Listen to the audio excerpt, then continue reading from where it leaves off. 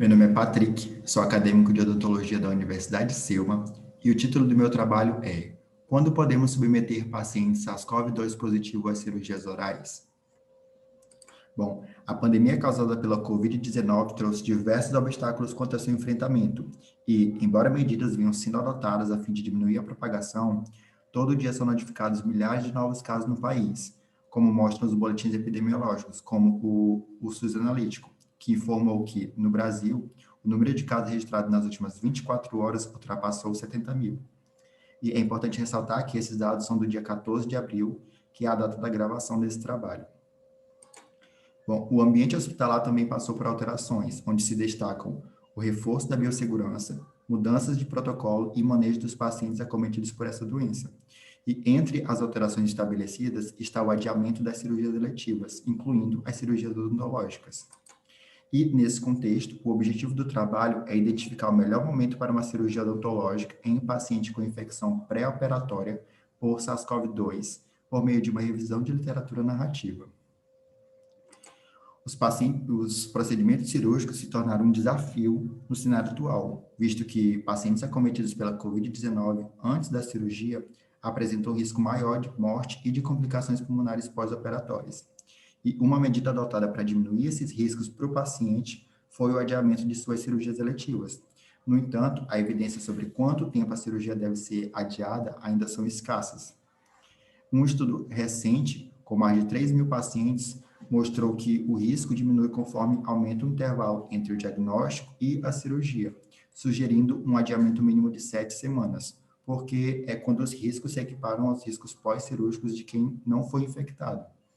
E realmente seria muito bom se todos os procedimentos pudessem ser adiados por tanto tempo, mas infelizmente não é o que acontece em alguns casos. Por exemplo, um paciente COVID positivo é hospitalizado e durante a admissão é observado um processo infeccioso de origem dentária, um abscesso, por exemplo.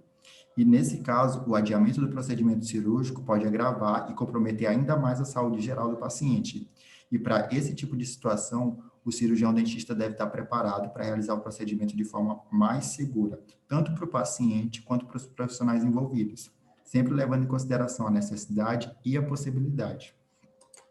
Necessidade no sentido de o paciente realmente precisa da cirurgia agora, e nesse caso se encontram as urgências e emergências odontológicas, onde o próprio Conselho Federal de Odontologia estabelece alguns parâmetros, onde as emergências são aquelas situações que potencializam o risco de morte do paciente, como hemorragias, infecções difusas, traumatismos associados à obstrução de vias aéreas, e as urgências que, embora não potencializam o risco de morte para o paciente naquele momento, podem evoluir, agravar e vir comprometer seu quadro clínico.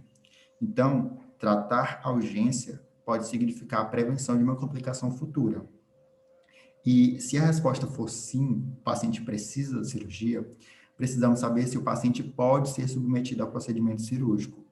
E, para isso, devemos avaliar o quadro clínico do paciente, porque, embora nossos olhos estejam voltados para, o paciente é COVID positivo, ele pode ter outras alterações que dificultem ou até mesmo impossibilitem a cirurgia num primeiro momento, como os pacientes sistemicamente descompensados, por exemplo.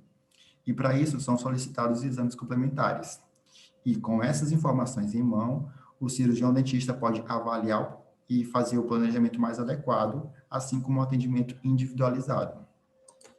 Além disso, os casos graves da doença são geralmente associados à formação de trombo, e os pacientes podem estar fazendo uso de anticoagulantes. E esses medicamentos aumentam o risco de hemorragia durante a cirurgia. E para isso, o cirurgião dentista deve entrar em contato com o médico e ver a possibilidade da substituição ou diminuição da dose próxima à cirurgia.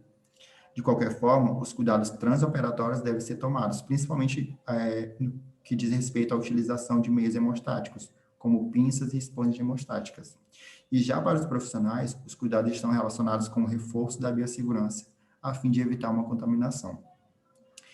E diante dessas informações, é importante que o cirurgião dentista tenha conhecimento sobre quando realizar a cirurgia nesses pacientes, a fim de prevenir possíveis complicações trans e pós-operatórias.